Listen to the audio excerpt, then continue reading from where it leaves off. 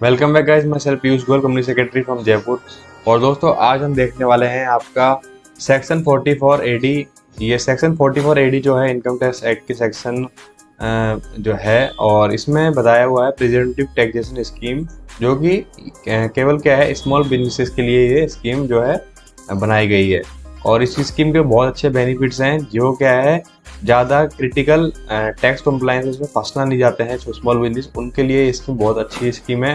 ठीक है, regularly books of account maintain करना नहीं चाहते हैं, या फिर इसके अलावा जो है ऑडिट कराना नहीं चाहते हैं, उनके लिए ये स्कीम बहुत अच्छी है। उसके इस स्कीम के अंदर क्या है, एक अपने जो भी टर्नओवर है, अगर उसके अंदर आप फॉल कर रहे हैं तो उसका कुछ एक परसेंटेज है, वो एज ए प्रॉफिट डिक्लेयर करके उस पर टैक्स आप पे करके जो है इस स्कीम का जो है बेनिफिट ले सकते हो।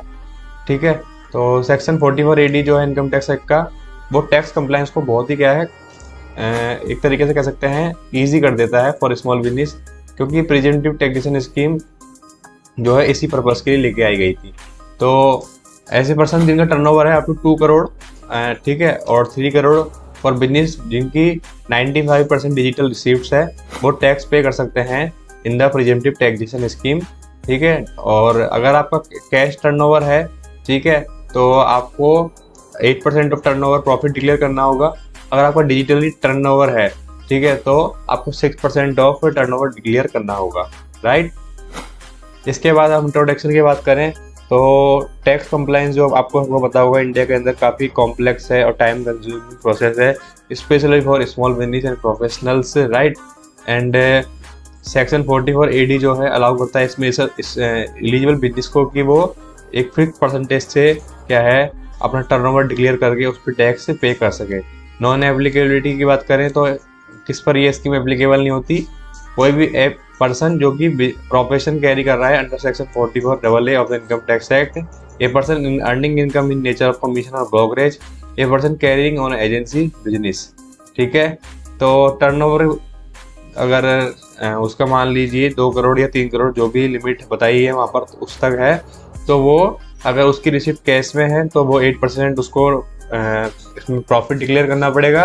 अगर कैश में नहीं है तो 6% जो है डिक्लेयर करना पड़ेगा, यानी इलेक्ट्रॉनिक मोड से है, कहने का मतलब ये है, अदर देन कैश है तो 6% प्रॉफिट डिक्लेयर करना पड़ेगा। राइट, अब चलते हैं आगे।